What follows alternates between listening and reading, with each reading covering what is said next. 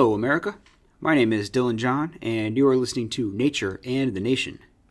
For today's episode, I'll be looking at The Creation by P.W. Atkins. And this book was published in 1981.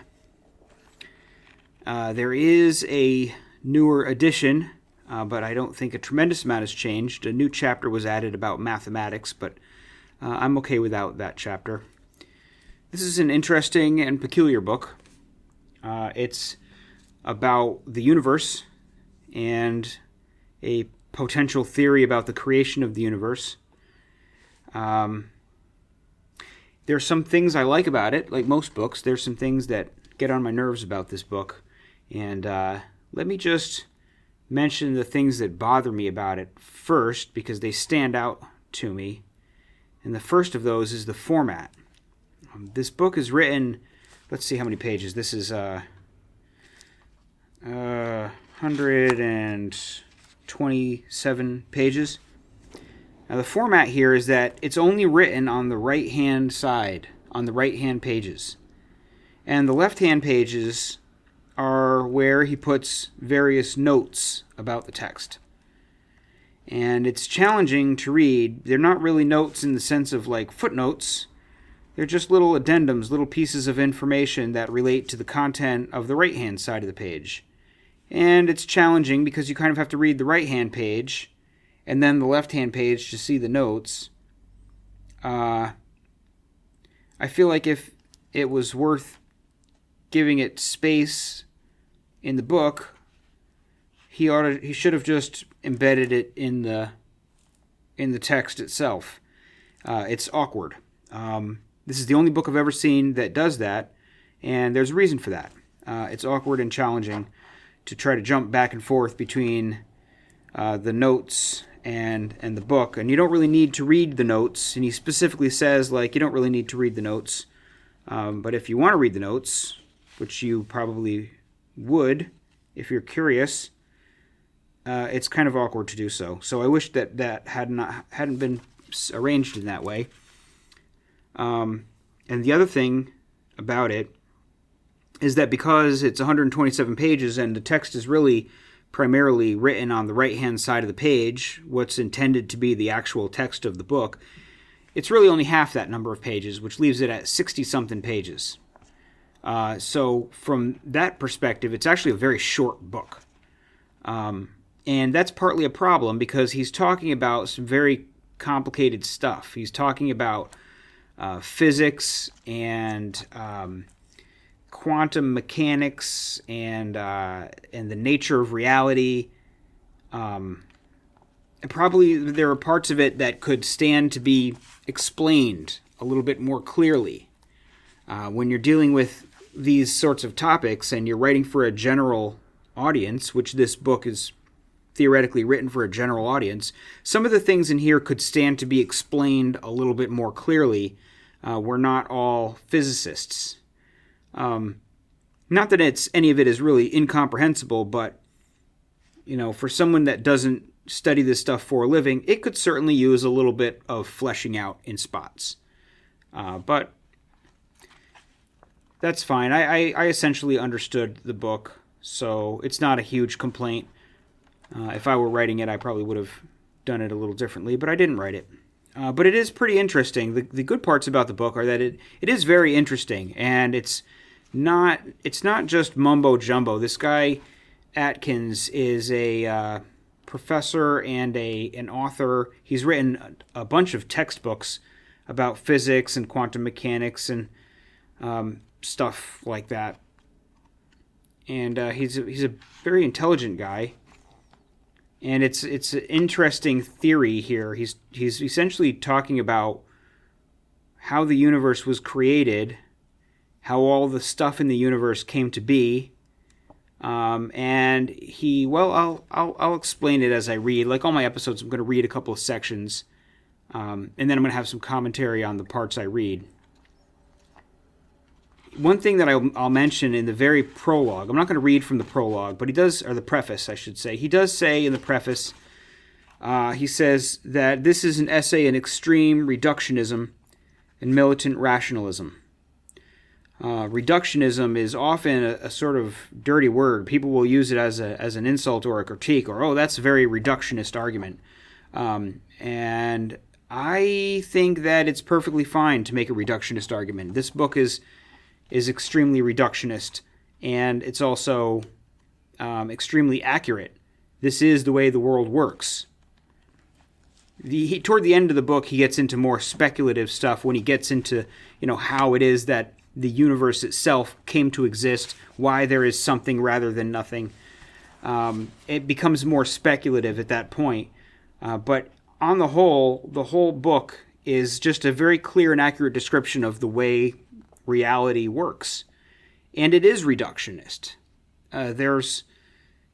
There's this notion that more complex things are emergent, that can't be predicted in advance from the underlying components of reality. And it may be that we can't predict it, but if you know all of the inputs into a certain phenomena, then you know all of the outputs of that phenomena. It's all mechanical processes. Just because its complexity is such that you can't predict the emergent patterns until they emerge, that's only a lack of computing power and a lack of knowledge of the inputs.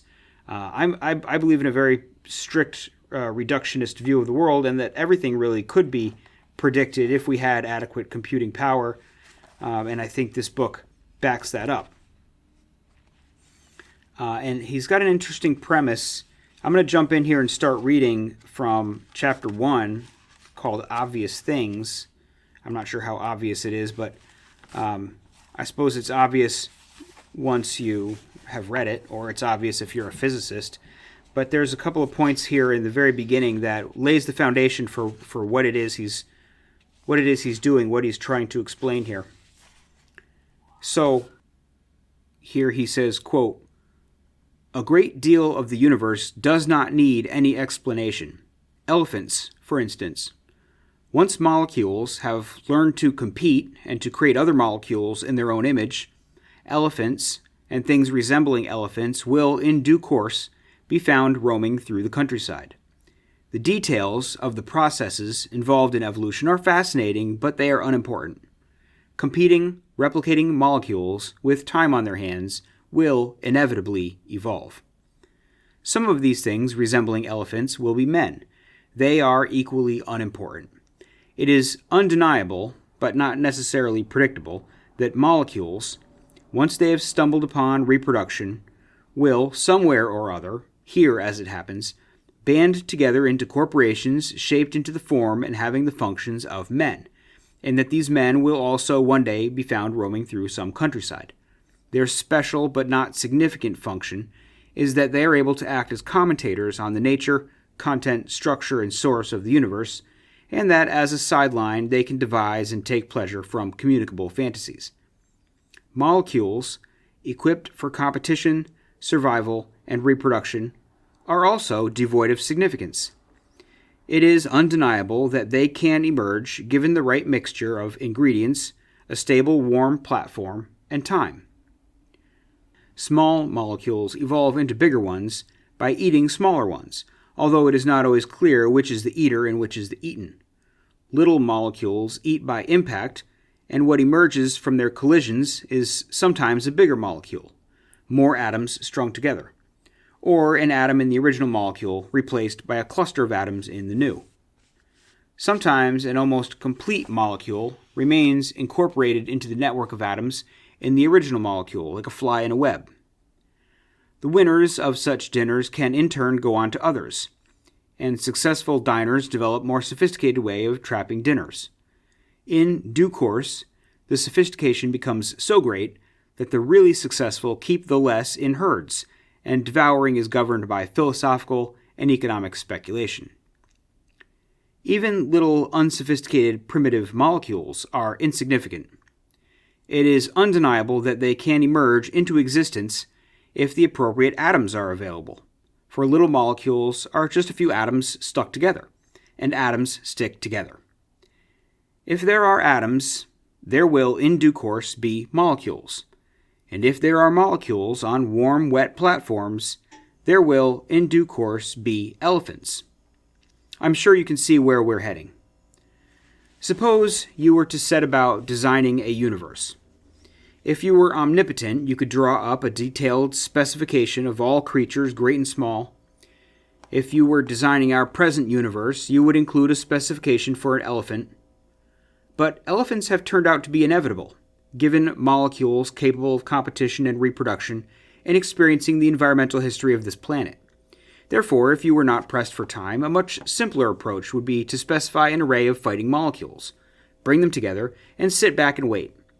After a while, their descendants would be elephants and men.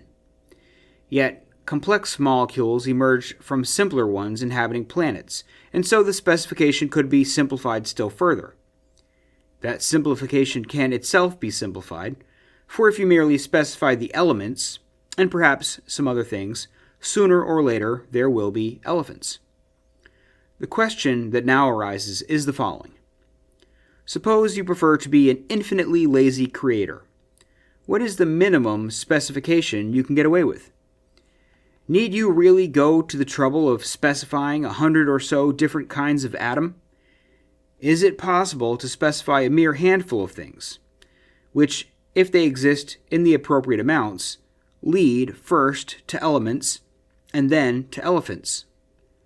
Can the whole of the universe be taken back to a single thing, which, if it is appropriately specified, leads inevitably to elephants? Could you, being infinitely lazy, avoid, in fact, specifying and making even that? If you could, and we shall come close to seeing that you can, there would be no role for you in the creation of your universe. Our task should by now be clear. We have to embark upon the track of the absolute zero of creative involvement in the creation, the absolute zero of intervention. The only clue we have at the outset is that the final answer will almost certainly be one of extreme simplicity, for only the perfectly simple can come into existence while all agents sleep or are not there. This suggests that we should examine the universe for the footprints of its underlying simplicity. As we look for them, we should always remember that complexity of behavior and appearance may be illusions, and what we perceive as complexity may be the outcome of chains of simplicity. End quote. All right, so what have we got here? I'm going to just jump into a middle section where he talks about the lazy creator. And he says, suppose you were to set about designing a universe.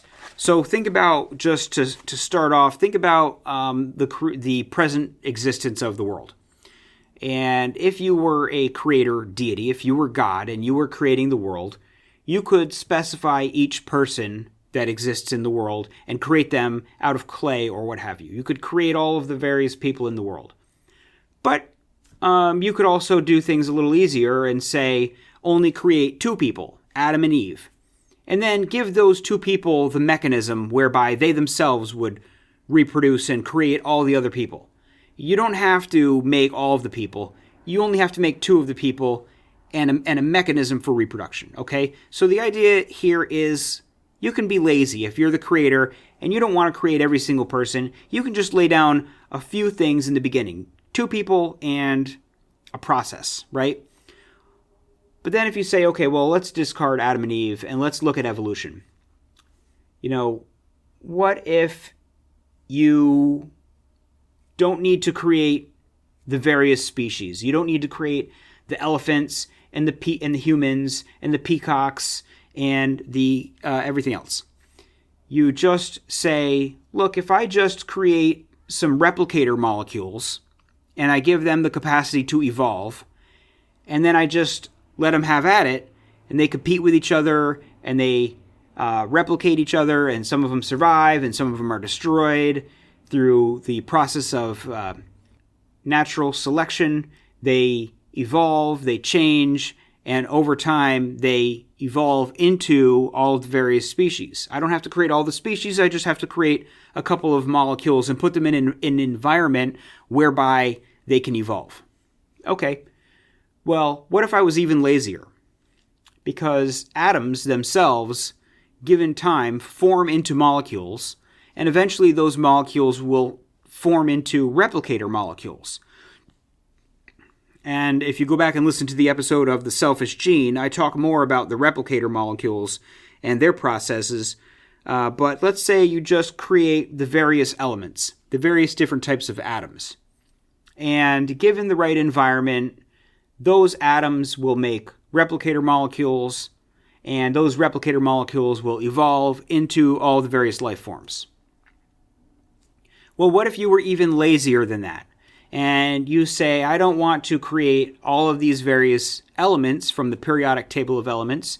What if you just say, all you have to do is create protons, neutrons, and electrons, and disperse protons, neutrons, and electrons throughout the universe, create a couple of forces that cause the electrons to orbit the protons and neutrons and so forth, and the laws of reality plus these fundamental particles will themselves form atoms of various types, which constitute the elements, which create the molecules, which create the elephants, and all of the other life forms. And so the purpose of this book, the framework of this book is, how lazy could the creator be? What are the fewest, simplest, most basic things that have to exist in order for all of the other things to unfold? In order for everything else to happen, what has to happen at base?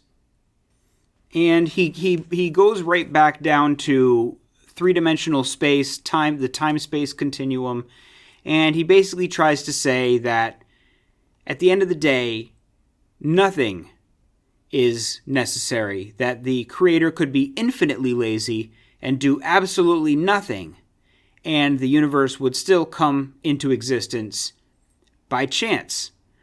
And he does, by the time he breaks it down to this very basic beginning level, it does start to get a little more speculative. But that's no reason to say that he's wrong, or that or that some sort of a creator is necessary, even if he is wrong about the way that the universe came about. It doesn't necessarily mean that, well, if he's wrong about that there must be a creator that set the beginning fundamentals in place and then basically pressed play, and then everything else unfolded from there. Maybe that is the way it is. It's hard to say, it's hard to know when you get down to the very beginning of why there's something rather than nothing, why the universe exists at all. Why it exists in three dimensions of space and one dimension of time, why time is different than space, why the whole thing kind of works the way it does.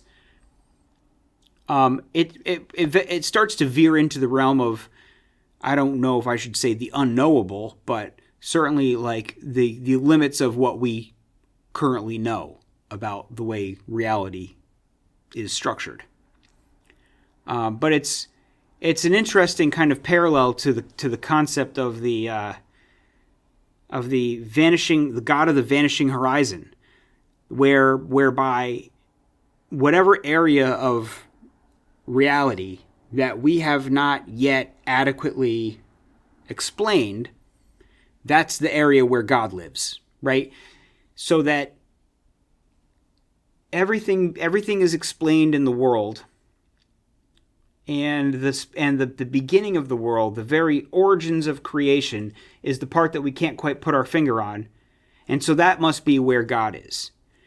And historically, this has sort of happened in people's explanations of God, is that as pieces become explained by science, we no longer say, oh, that's God that does that, because we begin to understand the mechanism by which it happens. But the other areas that we haven't yet explained, we leave God there. And God just kind of rules over the unexplained.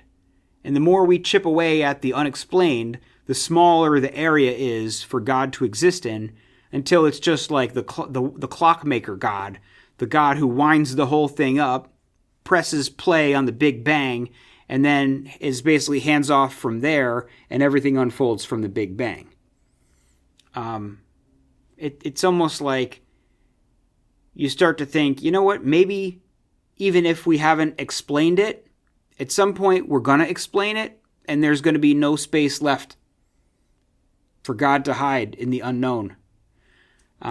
Anyway, let me move on from there. Let's see if there are any other parts I wanted to discuss. Not really. The concept of the replicator molecules, I talked about that in another episode. But yeah, the idea here is just that this all sort of must unfold in this way. So jumping to the next section that I wanted to read, he says, quote, "Whereas the outer parts of atoms are regions marshaled by gentle forces, the existence of a nucleus shows that there are stronger forces operating in the atom's core. Only a much stronger force can grip the components of the nucleus into a dense bundle. That is why nuclear change is both energetically and economically more vigorous than chemical, and why the timid prodding of the alchemists failed to transmute the elements. The strong force that binds the nucleus must have a range that is very short, for otherwise the whole universe would already have been wound down into a single blob. Moreover, while the force has mastery over the little nuclei of light atoms, at uranium, with a couple of 100 particles packed into the nucleus, it is losing control, and the nucleus tends to fall apart. Whether or not it does so in a controlled way determines the level of social benevolence of the outcome. Elephants have a deeper structure, their corporation of molecules.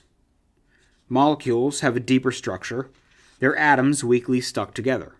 Atoms have a deeper structure, a cloud of electrons, and at the heart a nucleus.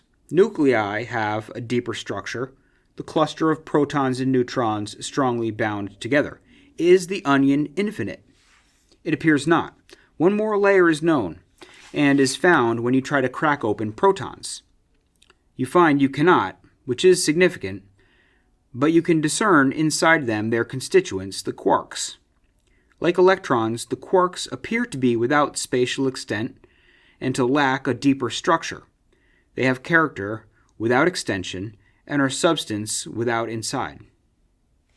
Here we must be on the brink of ultimate simplicity, almost at the end of the onion, for anything with structure is too complicated to be regarded as surpassingly simple. Complexity, even of the most rudimentary kind, such as extent in space, must be an attribute of combined simplicities, and not something that can emerge fully made up. I think we ought to pause here and assess our position. The recipe for the universe is on the way to being simple. We appear to need quarks, electrons, maybe a few other things, and a variety of forces to hold everything together with various degrees of rigidity. Nevertheless, the recipe is still both overcomplicated and insufficient. It is overcomplicated because it demands the specification and creation of at least a half a dozen attributes of the universe, which is not what is meant by exceedingly simple. Moreover, even its apparent simplicity is fraudulent, because it hides complications behind names. Only when we know what words like force, electron, and so on truly represent can we claim true comprehension. Names are codes. We should not let familiarity with them masquerade as understanding." End quote. Okay, so here he's just kind of breaking it down further, and he's like, okay, well, animals and things, elephants is comprised of biological factors, which really boils down to the arrangement of molecules. All living things are just arrangements of molecules, and essentially we are, as Dawkins put it, the survival machines of our replicating genes. So you can break a living thing down to a very complex organization of different types of molecules. Molecules themselves are comprised of atoms that are attached together, but not by strong forces. They're weakly attached together. The atoms themselves have a structure, the electron and the nucleus. The nucleus has a structure which is comprised of protons and neutrons. And then it gets down to the quarks, which is what makes up the protons. And here you start to get weird, because the quark doesn't seem to take up any space. How can a thing take up no space? And here you begin to get to the core of things, where you're now looking at something that is not a structure so much. It doesn't have dimensions. It doesn't have a shape. It's almost like a point in space that has peculiar properties. Now you're getting to quarks and electrons. And he says, basically, okay, we've boiled it down to like, if you have quarks and electrons and perhaps a couple of other fundamental particle things, and you have a couple of various forces that cause them to behave in certain ways, whether they stick together to form protons or whatever the mechanism is by which quarks aggregate themselves into protons according to various forces. If you have a couple of basic primary particles and a couple of forces in the universe, then all of the other things will follow from there. The atoms will form, right? The protons and neutrons will form, and the electrons will form, and the molecules will form, and the molecules will evolve through replicating processes, and life will occur, and planets and suns and everything else, and all the various features of the universe will unfold from there if you just start off with these basic components.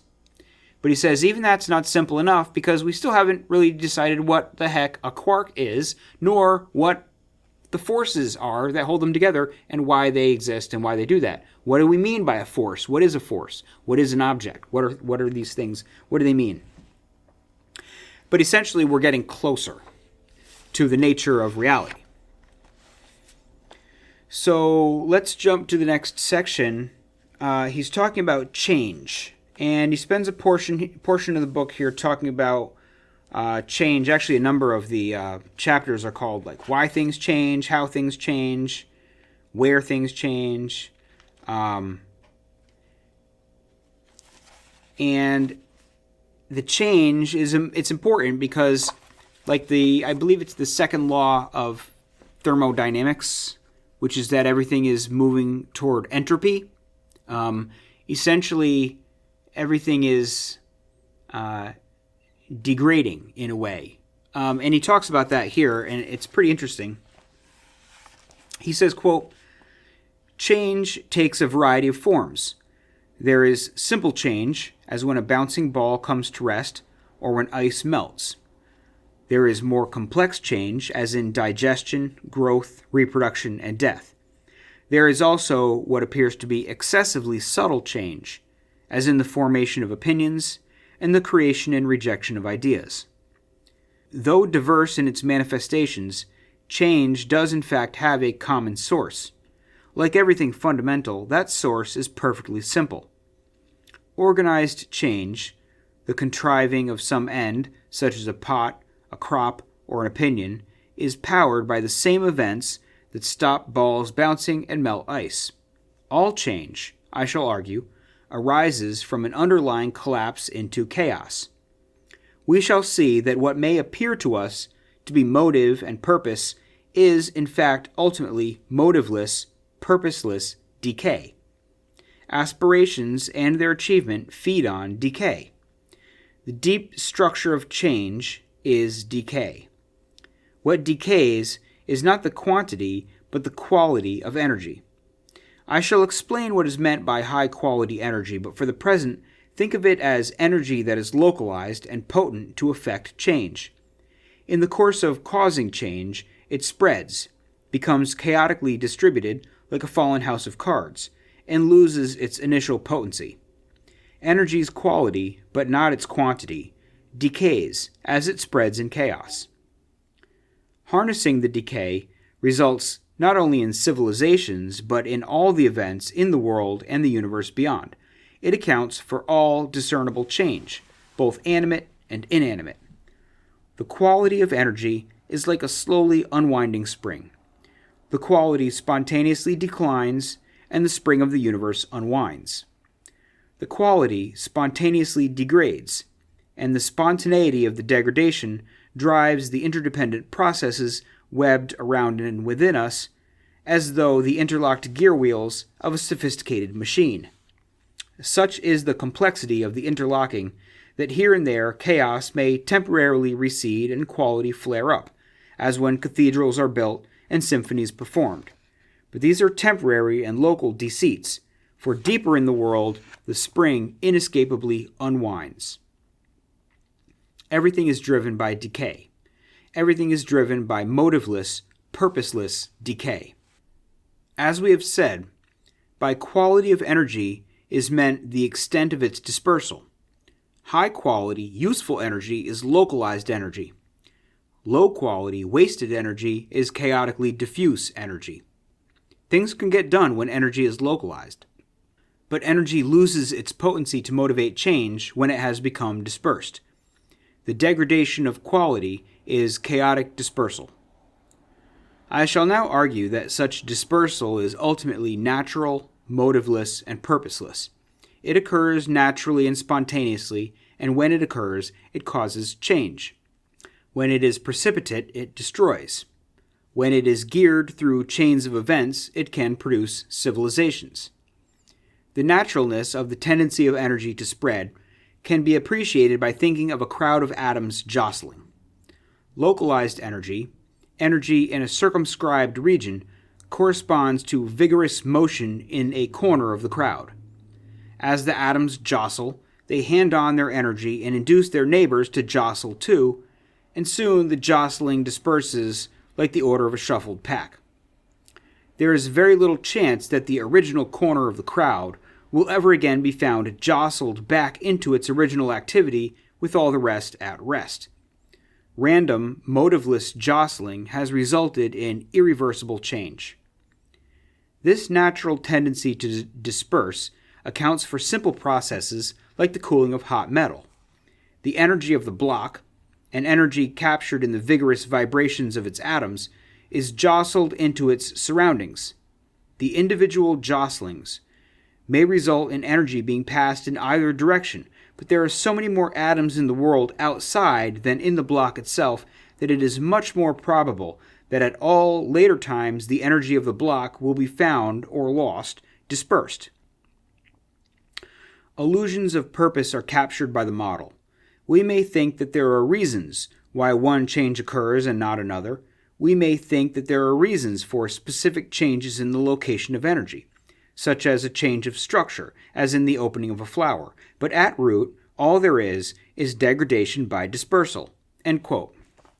Okay, what do we have here? Well, the premise is that all change is decay. And the idea is that there's energy that is higher or lower quality, energy in different forms, and that it is the process of decay of energy moving from high quality to lower quality that is at the base of all activity. So let's look at it like this. Take a piece of wood. A piece of wood that goes into a fire and is burned. And energy is released in the heat and in the light of the flame. And there's matter left over after the piece of wood burns, but that's not the same as the matter that went into it. And it's irreversible. That will never go back to being a piece of wood. It's ash forever. The energy has been released. That doesn't mean that there's no energy still in the ash, but that a significant amount of latent energy in the wood was released into the atmosphere. And it was dispersed. It was dispersed in the light and in the heat. And the heat just goes out into the atmosphere, into the air. It warms the air, but it disperses into the greater environment.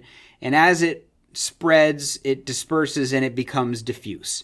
And the same thing with the light. The light comes out and it disperses from the fire. So imagine like a block of hot metal. That's the example that he uses of a block of hot metal, and the heat in the metal likewise disperses out into the atmosphere. And it's similarly unlikely that the heat or energy would undisperse, that it would go from the atmosphere, that if you were to put a block of metal in a warm room, that all the heat in the room would go into the block of metal and the room would get cooler and the block of metal would get hotter. That's not what happens. The opposite happens. Now, it's not purposive. It's just the nature of the block and the room and the way heat moves. And so here he brings it back. What the original point would be like, imagine a box filled with atoms. And all of the atoms are at rest, except for, let's say, one atom that has a lot of energy, and it unleashes this energy through kinetic motion. So it's vigorously vibrating or something, and it bumps into the nearby atoms. And first its directly adjacent neighboring atoms also start moving because they've been bumped by this one vigorous atom. And they move, and they bump into their neighbors, and they start moving because they've received the kinetic energy from their neighbor. And over time, rather than starting out with a box filled with like low energy atoms that are just sitting there, they become higher energy atoms, but it's dispersed. The energy is no longer, the first atom loses its energy as it disperses that energy into its neighboring atoms. So you start with a scenario which has a sort of form. It has atoms of differing energy levels. And as it disperses, they all have the same energy. It goes from being a structure of differentiation to being a structure of uniformity. The energy disperses into all of them. And that's the same thing that happens with a hot block of metal in a room, is as if it were that one vigorous atom. It bumps into the air molecules, and the heat and the energy spreads from there in the same jostling manner, and it's all random, but the atoms that are in the box that are bumping around each other, it's all just mechanical processes, but although it's hypothetically feasible that under just the exact perfect circumstances, all of the energy in that box goes from being dispersed to all getting jostled in just the exact perfect way, that all of the heat goes back into that one, all of the energy goes back into that one original atom. Hypothetically, that's conceivable, but it's so remarkably unlikely that it will never happen. Just like it's theoretically conceivable for all of the heat in the room, just by circumstances of the arrangement of the atoms in the room, that all of the heat would get coincidentally pushed into the block to make that block very hot. But that would never happen because it's so remarkably unlikely. Anyway, the natural process is one of dispersal. Going from one high energy item to a field of an even amount of energy. And basically the notion is that is the mechanism of the entire universe. At the start of the Big Bang was all the energy in one spot, and the entire universe and everything that happens is the diffusion of energy, the dispersal of energy, and the process of energy going from high quality to low quality. In other words, from high potential, localized energy to a dispersed, unlocalized energy. The process of dispersal. And when you eat something, you get energy from that. And then, when the waste product comes out the other end, it is of lower energy. You have eaten it, you have extracted energy from what you've eaten, and you've left behind a matter that has less energy than it did when you started on it. Otherwise, you wouldn't be able to get energy from your food, right? You extract energy from that. That disperses through your body heat into the atmosphere. Your activity is a dispersal process. The things that you do are taking the energy from what you ate and dispersing it into the atmosphere and into the world at large. And that's what life is. and everything that happens is some form of energy dispersal. And it may seem not to be that case. Like if you think about that, well, wouldn't life forms just eventually eat everything else and then all the energy would be dispersed? But the planet is constantly getting a fresh supply of energy from the sun. So that, like, light is a high quality energy. We're constantly getting more energy added into the system. So it doesn't ever seem like life on Earth is just a process of dispersal. We're constantly getting new energy. But if you think about it, like, imagine that box of atoms, and the first vigorous atom in that box is going to bump into its neighbor. And its neighbor is going to go from being at a state of rest to being at a state of jostling, at a state of agitation. It has acquired energy from that first atom. So that individual atom went from low energy to high energy. But it's still part of the greater process of distribution. So while the Earth may be constantly gaining energy from the sun, it's like that first jostled atom. The system as a whole, the solar system, let's look just at that, at the solar system itself, is dispersing energy, and the Earth and all the things that happen on it are just like what seems to be a temporary delay in the dispersal of energy. We're just like the adjacent atom that we get some energy, but then we pass that energy on, we lose energy, we gain energy, we lose energy. But the system as a whole is losing energy, is dispersing energy into the void of space.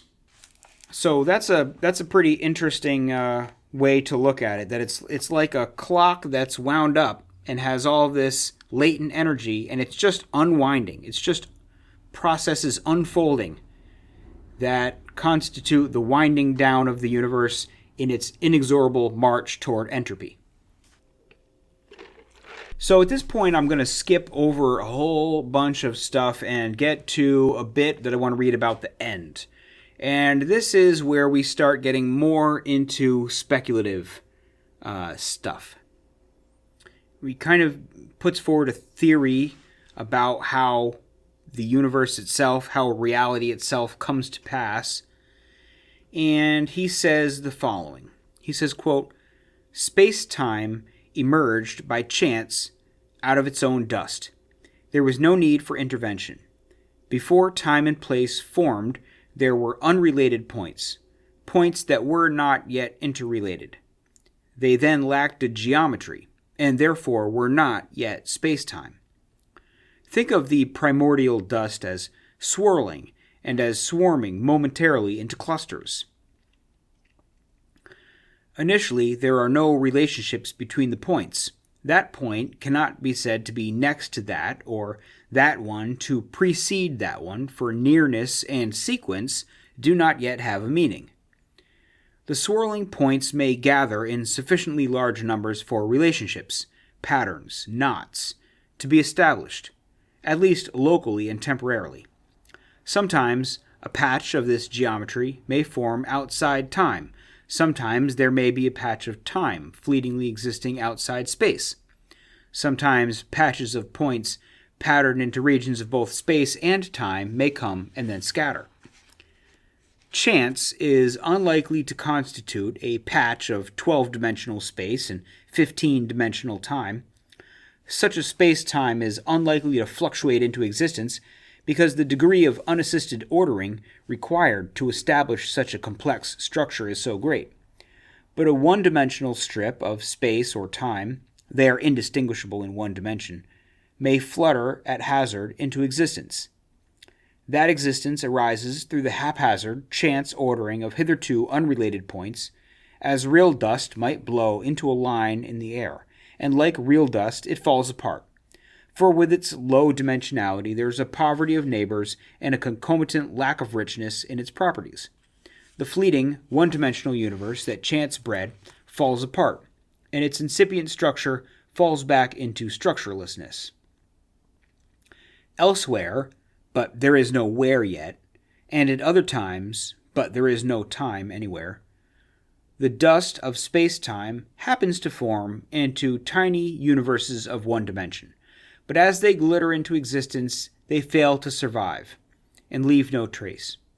Vast numbers of such stillborn universes form.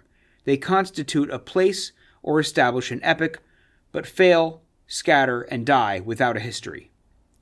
The flickering, fleeting emergence of an incipient universe can be visualized as an aimless, purposeless stumbling of points into a pattern. Among these vast numbers of chance efflorescences, there are one or two, or a comparably small, vast number, less likely and more complex clusters that constitute a two-dimensional universe. Many in that less likely vastness happen to assemble in a way that defines a two-dimensional space without time, and so are surface without duration. Others assemble, once again at hazard, into true two-dimensional space-time, with a line of space and a direction of time, but they still lack enough complexity for survival. They are no more likely to survive than a cluster of motes in a sunbeam that briefly and transitorily happen to form a sheet. Such universes form, and outside our own space and time are forming now, yet they are not destined to persist. As they come, so they go. They collapse into the structureless dust that chance happened to mold them from. They leave no trace in space or in time, for they formed their own space and defined their own time, and when they die, their space-time dies with them. End quote. So there's sort of a postulate here, and it definitely is no more than a postulate of a sort of field of points of space. Points of, even space isn't even the right word, simple points of something that swirl and form universes. Although outside of space and time, it's hard to imagine what swirling actually means. But that these points of existence organize themselves at random into universes of one dimension or universes of two dimensions. But as he explains elsewhere in the book, a universe can't maintain itself. It doesn't have cohesion unless it has three dimensions and sort of one-dimensional time. In other words, the shape of our existing universe. We live in a three-dimensional universe with time that only goes one way. And that's the nature of our universe. And according to the author, that's really the only possible nature of a universe that could have any duration, that could have any staying power. And he attributes this in a way to the existence of knots, structures that depend on three dimensions to exist that can't be disassembled. It's really kind of strange and complex, and I won't get too into it. I'm not a physicist, and on account of the brevity of this book, I'm not sure that I could speak on it really authoritatively because I barely comprehend what he's talking about. But essentially, the idea is that a universe can't exist for any duration of time. It can't have any stability unless it is a universe that looks like ours. So the idea is that all of these universes form, but only ours or others like ours have the capacity to stay, have any kind of staying power. Certainly doesn't discount the premise that there are other universes that are also constituted like our own. But it does seem sort of strangely implausible to have such points interacting with one another, forming and unforming outside of space and time. Where would such points exist? How would such points exist? How would such points relate to one another in such a way that they could come together in the shape of a universe? If they were to collapse, how would they collapse and where would they collapse to? Clearly, things can't swirl, if you will, without space in which to swirl and a duration during which the swirling happens. It all starts to seem a little bit peculiar and speculative, which doesn't mean that it's not true. This guy is not just pulling this stuff out of his rear end. He's a professor of physics and quantum mechanics and things like that. He's knows what he's talking about, but it remains kind of oddly implausible and incomprehensible to a layperson such as myself. And then where it gets even less plausible, a part I don't think I'm going to read from, but when he talks a little bit about, well, what are these points and where did they come from? How is it that these points exist? By what is the nature of the creation of these points? And he talks a little bit about matter and antimatter and a point moving forward in time, and then a point moving backwards in time in the opposite direction. That's those two things cancel each other out by, when matter and antimatter meet, they cancel each other out, and the reversal of that process would be the creation of matter and antimatter out of nothing. None of it seems to make enough sense to me, but again, I don't really understand it, and I don't know as though anyone really understands it. But the fact that it doesn't entirely make sense to me doesn't prompt me to feel that, well, the existence of a deity, of a creative God, of a creative entity of some sort, somehow makes it make sense. We've grown accustomed to simply accept that, oh yeah, that makes sense. Yeah, well, God created it. Okay. But that doesn't make any more sense than any of these other things. So it's just really interesting, because I do really think that from the Big Bang on, everything he's describing here makes an awful lot of sense, and I think is completely accurate. And everything that is like leading up to the Big Bang, all of the theorizing about how it is that the Big Bang happened, how it is that any of the universe exists at all, that's really just the realm of speculation, and I can't say whether he's right or wrong, other than to sort of trust him as an authority that he's probably right, or something along those lines are probably right, because he's someone who knows a lot more about this stuff than I do. So I'm going to leave it at that. Thank you very much for listening, and I'll talk to you again next time.